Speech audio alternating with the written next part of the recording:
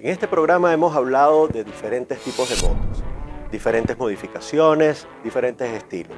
Hoy vamos a hablar de unas modificaciones de motos que van para la guerra. Quédense y vamos a ver la primera moto.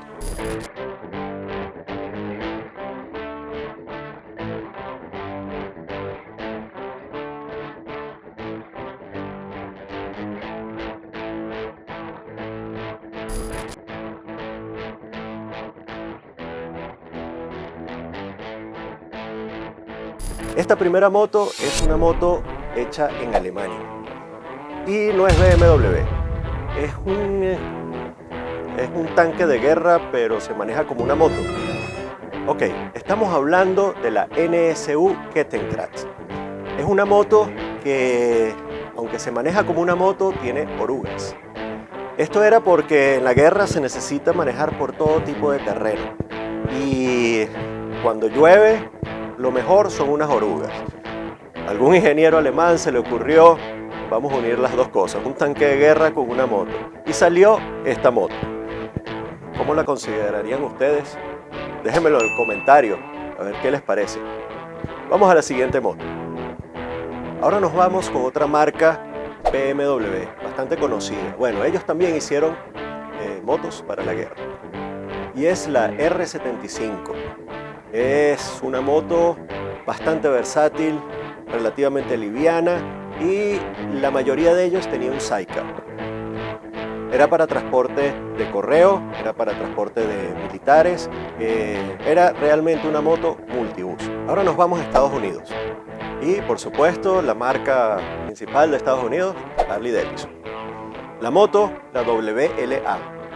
Esta moto fue crucial, ¿verdad?, en la guerra. El motor fue modificado para poder trabajar con gasolina de bajo octanaje o de poca calidad.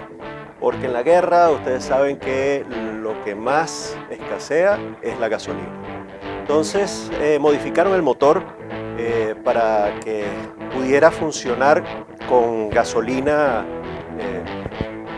vamos a decir así, de baja calidad y llegar a los puntos A, B, C, D y E, porque era indestructible esta moto.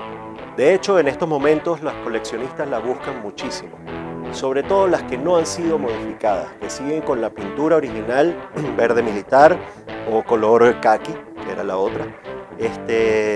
Y también era una moto versátil, podía cruzar terrenos bastante irregulares y bueno, fue crucial en la Segunda Guerra Mundial.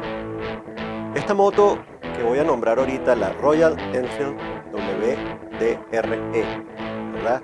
Más que una moto, parecía una bicicleta con motor. Era una moto muy pequeña que se utilizaba para correspondencia, básicamente para órdenes militares de un campo a otro. En la ciudad también se utilizaba, en ciertas ciudades. La ventaja es que era un motor pequeño, con un tanque pequeño, era muy ágil, le rendía muchísimo la gasolina. Esta moto, el diseño fue copiado por los ingleses. El diseño original era de un alemán y resulta que lo utilizaron los ingleses para ese tipo de trayectos cortos y de correspondencia más que todo. O algún militar que tenía que ir rápidamente del punto A al punto B, se montaba en esta motico y rápidamente llegaba al otro sitio. Bueno, ya la tienen aquí en imágenes y vean que es una moto muy sencilla, muy práctica, buena para la guerra porque entre más sencilla, más fácil de mantener. Vamos a la siguiente moto. Bueno, y los rusos no se quedaron atrás, ellos también tenían su moto. Se parecía mucho a una BMW, pero bueno, era rusa, la Ural. Esta moto, inclusive ahorita, está reeditando esta moto con un sidecar. Era lo más llamativo de esa moto, era el sidecar. También tenía un motor transversal de esos que utiliza la BMW, que todavía utiliza en los modelos del 2022 o 2021, creo que. Esta moto realmente era un caballo de batalla, como casi todo lo que hacen los rusos. No era muy atractiva, más era muy funcional. Y para la guerra no te importa cómo se vea, si funciona. Así que los rusos también tuvieron sus motos en la Segunda Guerra Mundial. Vamos a la siguiente moto. Ok, otra cosa que de verdad nada más las ves en la guerra. Motos cayendo del cielo. ¿Cómo es eso? Bueno, las motos que se lanzaban en paracaídas para que en el frente de batalla tuvieran movilidad, una movilidad rápida. Este es el caso de dos motos. En este caso vamos a hablar de la Excelsior Welt Bike. Era una moto muy pequeña, ligera, para poder lanzarla de paracaídas. Parecía más una mini moto. Esta moto Excelsior, cuando caía del cielo había que medio armarla, porque era una motico bastante pequeña, parecía más bien una mini moto. Y tenía el centro de gravedad muy bajo, porque todo, el motor, el tanque, todo estaba en la parte de abajo de la moto. Tenía un asiento que tenía un gran tubo, se parecía a una bicicleta, ¿verdad? Un gran tubo y un solo asiento para una sola persona. Bueno, ahora nos vamos con una scooter, que también caía del cielo, pero esta es mucho más famosa. Ok, estamos hablando de la Cushman 53 Airborne. Airborne por lo de paracaidismo, ¿verdad? Ok, también era lanzada desde los aviones. Era una moto, era mejor que la anterior, ¿verdad? Esta moto podía pasar por terrenos bastante irregulares, charcos, bueno, subía rampas para los camiones. Era una moto mucho más técnica, mucho mejor. Sin embargo, era una moto también bajita. Con 2 litros de gasolina recorría más de 116 kilómetros.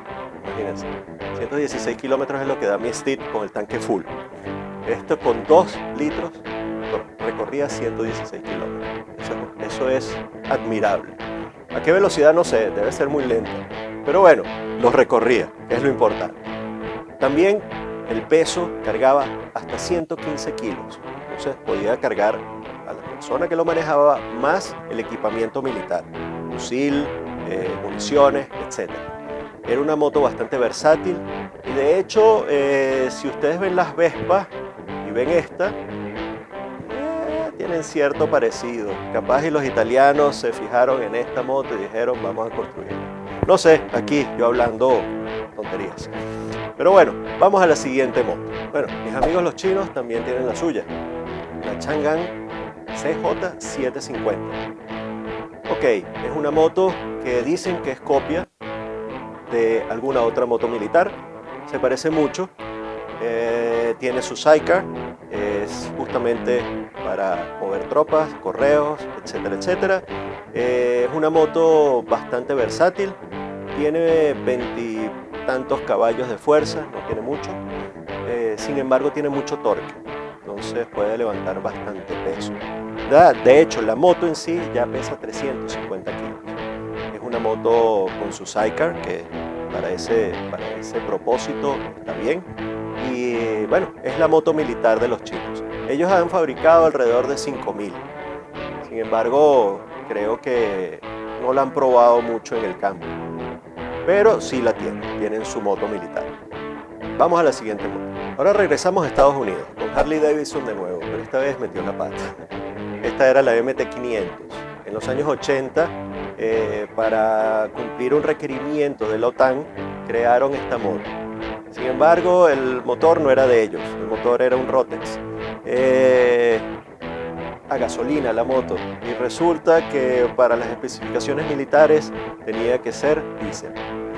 Entonces, por supuesto, esta moto no funcionó. Además, el tanque era un tanque bastante pequeño y con un motor de 500 centímetros cúbicos consumía mucho. Las pocas que hay por ahí, que las ves por ahí, tienen el soporte para un bidón de gasolina aparte, ya que como consume tanto, tienes que tener la gasolina en ese bidón para recargar. Bueno, también los grandes meten la pata. Vamos a la siguiente moto. Por último, los japoneses. Pero los japoneses haciendo motos para los americanos.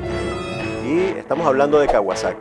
Kawasaki utilizó o se apoyó en la caída de Harley Davidson y creó una moto muy parecida a la KLR en los años 90, pero con motor diésel. Esta moto sí cumplía con los requerimientos de los ejércitos de casi todo el mundo y fue un batacazo. Vendieron muchísimas unidades, todavía se vende el mismo modelo. Es muy parecida a la KLR, lo único que su motor es motor diésel. El tanque de gasolina bastante grande y al ser un motor diésel tiene un recorrido bastante extenso, una autonomía bastante extensa. Entonces, bueno, espero que les haya gustado este programa y si me faltó alguna moto, por favor escríbanlo. Y si les gustó el programa, denle like. Y si no se han suscrito, suscríbanse. Bueno, este fue otro Versus y nos veremos en una próxima oportunidad. Buena ruta.